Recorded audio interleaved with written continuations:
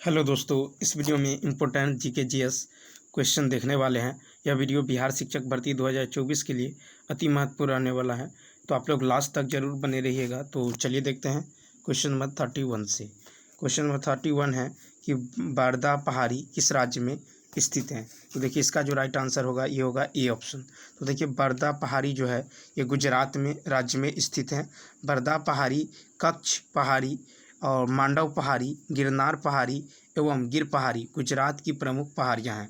बरदा पहाड़ी क्षेत्र की बरदा वन्य जीव अभयारण्य के रूप में घोषणा 1979 ईस्वी में किया गया था। बरदा वन्य जीव अभयारण्य पोरबंदर शहर से लगभग 15 किलोमीटर की दूरी पर स्थित है।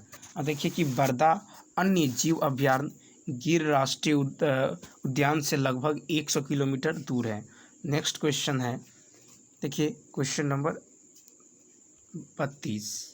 देखिए नेक्स्ट क्वेश्चन है कि किस डेल्टा की उपस्थिति आंध्र प्रदेश में है। तो इसका राइट आंसर होगा डी। तो देखिए गोदावरी डेल्टा एवं कृष्णा डेल्टा की उपस्थिति आंध्र प्रदेश में स्थित है। महानदी डेल्टा ओडिशा में स्थित है। कावेरी डेल्टा तमिलनाडु में है। पूर्व तटीय मैदान पर उत्तर से दक्षिण के क्रम में उपस्थित डेल्टाएँ हैं Mahanadi delta, Godavari delta, Krishna delta एवं कावेरी डेल्टा। गोदावरी एवं कृष्णा डेल्टा के बीच में कोलेरू झील है। कोलेरू झील आंध्र प्रदेश राज्य में स्थित है। कोलेरू झील ताजे पानी की एक प्रमुख झील है। नेक्स्ट क्वेश्चन है कि नाथपा झाकरी परियोजना किस राज्य में स्थित है। तो इसका जो राइट आंसर होगा ए ऑप्शन। नाथपा झाकरी परियोजना हिमाचल प्रदेश में स्थित है। नाथपा झाकरी परियोजना सतलज नदी पर स्थित है। नाथपा झाकरी परियोजना हिमाचल प्रदेश में भारत तिब्बत मार्ग या सतलुज नदी पर स्थित है। नाथपा झाकरी परियोजना मुख्य रूप से जल विद्युत परियोजना है। नाथपा झाकरी परियोजना के मई 2005 में तत्कालीन प्रधानमंत्री श्री मनमोहन सिंह ने राष्ट्र को समर्पित किया था। नाथपा झाकरी जो है जल विद्युत परियोजना की क्षमता 1500 मेगावाट की है और यह देश के महत्वपूर्ण जल विद्युत परियोजनाओं में से एक है। देखिए क्वेश्चन नंबर 34। अब देखिए क्वेश्चन नंबर 34 है कि शरावती नदी का मुहाना निम्न में से कहाँ है। तो 34 का होगा बी, अरब सागर। शरावती नदी का मुहाना अरब सागर में जो है स्थित है। शरावती नदी कर्नाटक राज्य में बहने वाली एक नदी है। शरावती नदी का बहाव पश्चिम की ओर है। शरावती नदी का उद्गम स्थल कर्नाटक राज्य के शिमोगा जिला के तीर्थहल्की तालाकू से है। ठीक है, इस नदी की लंबाई लगभग 128 किलोमीटर है और यह नदी अरब सागर में गिरती है। ठीक है, गरसोप्पा जलप्रपात जो है यानी जोग जलप्रपात शरावती नदी पर स्थित है। क्वेश्चन नंबर नेक्स्ट, मैसूर शहर किस नदी के तट पर अवस्थित है। तो इसका राइट आंसर होगा ए। मैसूर शहर कावेरी नदी के तट पर अवस्थित है। कर्नाटक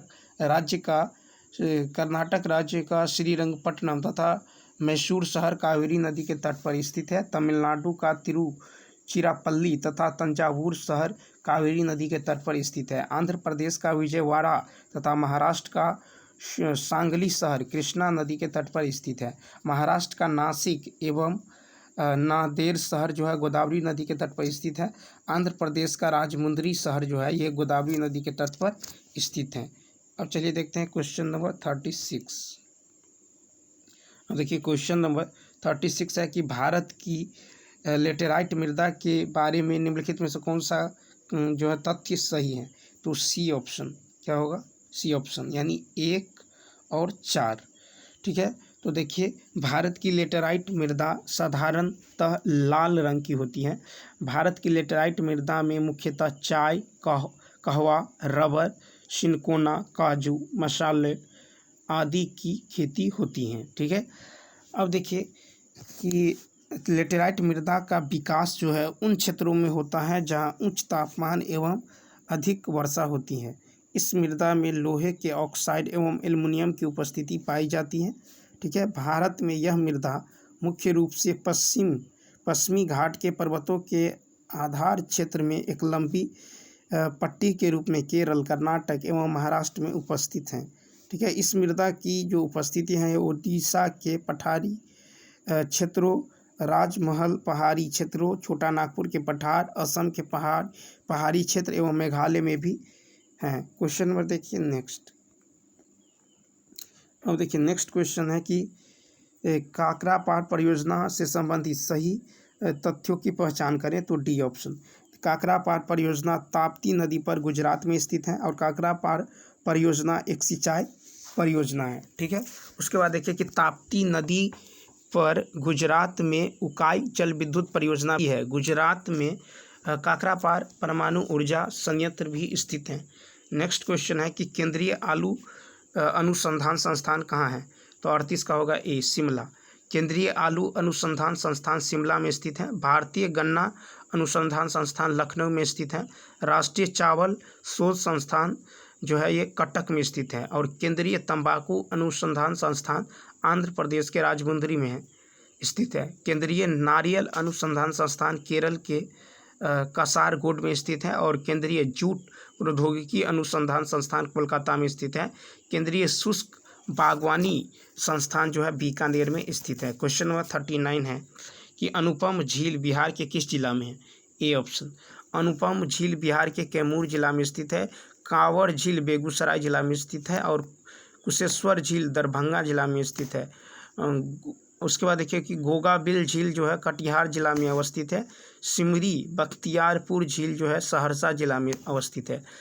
उसके बाद है बारेला झील, ये जो है वैशाली जिला में अवस्थित है। क्वेश्चन नंबर देखिए 40। क्वेश्चन नंबर 40 है कि मुजफ्फरपुर बम कांड 1908 का संबंध किससे है। तो 40 का होगा डी ऑप्शन। तो देखिए मुजफ्फरपुर बम कांड 1908 का संबंध जो है प्रफुल्ल चाकी एवं खुदीराम बोस से है। मुजफ्फरपुर का बम कांड 30 अप्रैल 1908 ईस्वी की घटना है। 30 अप्रैल 1908 को दो क्रांतिकारी युवक प्रफुल्ल चाकी एवं खुदीराम बोस ने मुजफ्फरपुर के जिला जज डगलस किंग्सफोर्ड को मारने के लिए उसकी गाड़ी पर बम फेंकने की योजना बनाई, लेकिन जो है मूलवश 2 अंग्रेज महिलाओं की मृत्यु हो गई। मुजफ्फरपुर बम कांड में मारी गई 2 महिलाओं में वकील कैनेडी की पत्नी एवं उसकी बेटी थी। प्रफुल्ल चाकी अंग्रेजों की गिरफ्तारी से बचने के संघर्ष के दौरान 1 मई 1908 को बिहार के मोकामा घाट रेलवे स्टेशन पर गोली मारकर आत्महत्या कर लिया। खुदीराम बोस को अंग्रेजों ने गिरफ्तार कर लिया। 11 अगस्त 1908 को खुदीराम बोस को मुजफ्फरपुर में फांसी दे दी गई। क्वेश्चन नंबर 41 है कि दक्षिण अफ्रीका में रहने के दौरान महात्मा गांधी जी ने निम्न में से किस समाचार पत्र का प्रकाशन किया था। तो बी ऑप्शन, इंडियन ओपिनियन। तो देखिए दक्षिण अफ्रीका में रहने के दौरान महात्मा गांधी जी ने इंडियन ओपिनियन समाचार पत्र का प्रकाशन किया था। महात्मा गांधी जी ने जून 1930 में दक्षिण अफ्रीका में इंडियन ओपिनियन समाचार पत्र का प्रकाशन शुरू किया था। इंडियन ओपिनियन के माध्यम से रंग भेद का विरोध किया जाता था तथा वहां रहने वाले भारतीयों, वहां के मूल निवासियों एवं वहां रहने वाले अन्य गैर यूरोपियनों के नागरिक अधिकारों की मांग की जाती थी। गांधी जी द्वारा इंडियन ओपिनियन समाचार पत्र निकालने में नटाल कांग्रेस का साथ मिला। इंडियन ओपिनियन का प्रकाशन गुजराती, हिंदी, तमिल एवं अंग्रेजी भाषाओं में होता था। नटाल कांग्रेस के सचिव मनसुखलाल नजर इंडियन ओपिनियन के प्रथम संपादक थे। अब देखिए क्वेश्चन नंबर जो है 42। क्वेश्चन नंबर 42 है कि ब्रिटिश काल में वाराणसी में प्रथम संस्कृत महाविद्यालय की स्थापना किसने की थी। 42 का होगा ए ऑप्शन। तो देखिए ब्रिटिश काल में वाराणसी में प्रथम संस्कृत महाविद्यालय की स्थापना जोनाथन डंकन ने की थी। अंग्रेज अधिकारी जोनाथन डंकन ने हिंदू दर्शन एवं हिंदू कानून के अध्ययन के उद्देश्य से वाराणसी में 1791 ईस्वी में संस्कृत महाविद्यालय जो है स्थापित कराया। वाराणसी में जोनाथन डंकन द्वारा संस्कृत महाविद्यालय के स्थापना के प्रस्ताव को तत्कालीन गवर्नर जनरल चार्ल्स कॉर्नवालिस ने स्वीकृति प्रदान किया था। जोनाथन डंकन 1795 से 1811 ईस्वी अवधि में बॉम्बे प्रेसिडेंसी के गवर्नर रहे थे। जोनाथन डंकन के प्रयासों से स्थापित इस संस्कृत कॉलेज का नाम गवर्नमेंट संस्कृत कॉलेज वाराणसी रखा गया था। बाद में इस कॉलेज का नाम वाराणसी संस्कृत महाविद्यालय किया गया। ठीक, उसके बाद देखिए कि पंडित संपूर्णानंद के प्रयासों से इस महाविद्यालय को विश्वविद्यालय का स्तर 1958 ईस्वी में प्राप्त हुआ और 1974 ईस्वी में इसका नाम संपूर्णानंद संस्कृत विश्वविद्यालय किया गया। क्वेश्चन नंबर 43 है कि निम्नलिखित में से एनी बेसेंट द्वारा निकाले जाने वाले अखबार कौन से थे? तो इसका राइट आंसर होगा ए ऑप्शन 1 और 2। तो देखिए कॉमनवेल्थ एवं न्यू इंडिया अखबारों को एनी बेसेंट द्वारा निकाला गया। थियोसॉफिकल सोसाइटी के दर्शन पर आधारित होम रूल आंदोलन के समर्थन एवं विचार प्रसार के लिए एनी बेसेंट ने भारत में कॉमनवेल्थ एवं न्यू इंडिया समाचार पत्रों का प्रकाशन कराया। कॉमनवेल्थ साप्ताहिक समाचार पत्र था जबकि न्यू इंडिया दैनिक समाचार पत्र था। एनी बेसेंट भारत में पहली बार 1893 ईस्वी में थियोसॉफिकल सोसाइटी के विचारों के प्रसार के लिए जो है इस सोसाइटी के प्रतिनिधित्व के रूप में आई थी।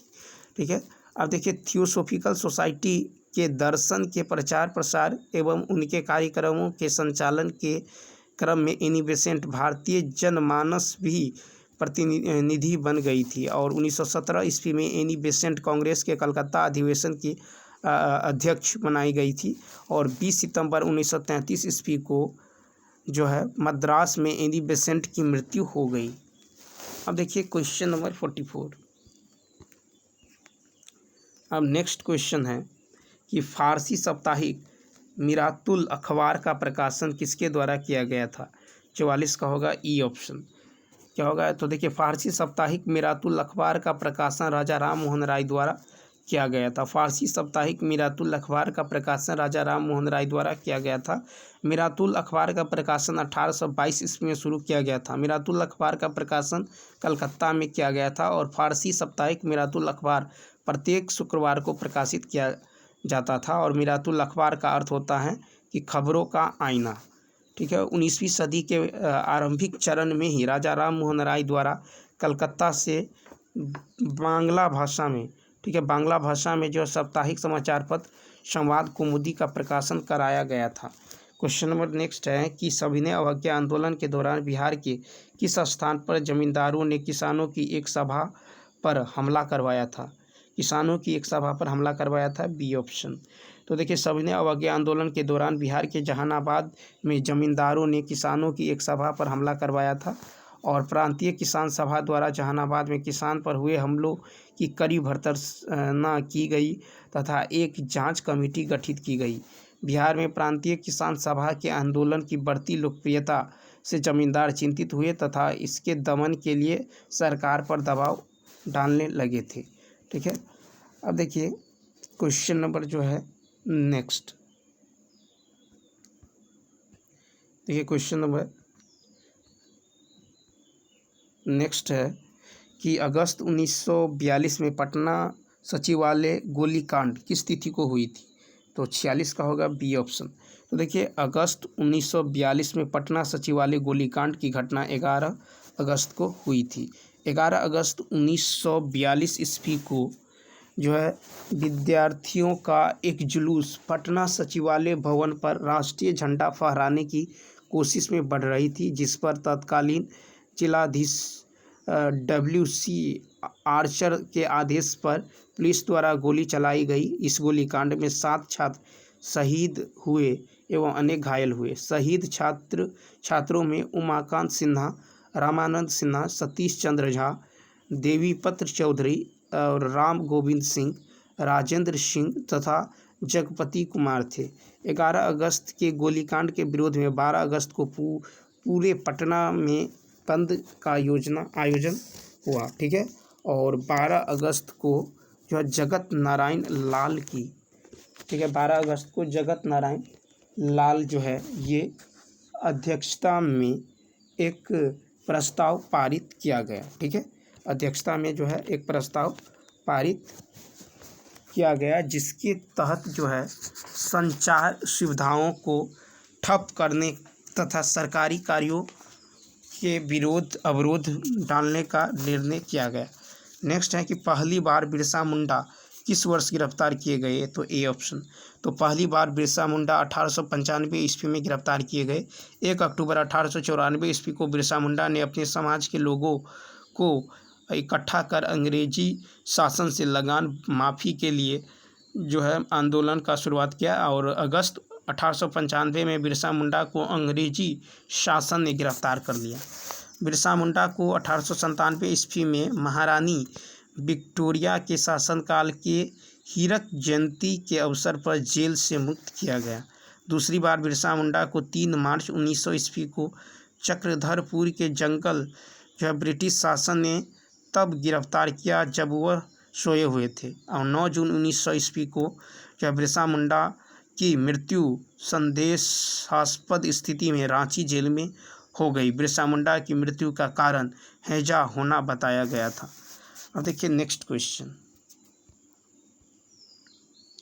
नेक्स्ट है राष्ट्रपति द्वारा कुछ दशाओं में किसी विधेयक पर संसद के दोनों सदनों की संयुक्त बैठक को बुलाया जा सकता है, इस बात का उल्लेख संविधान के किस अनुच्छेद में है, ए ऑप्शन।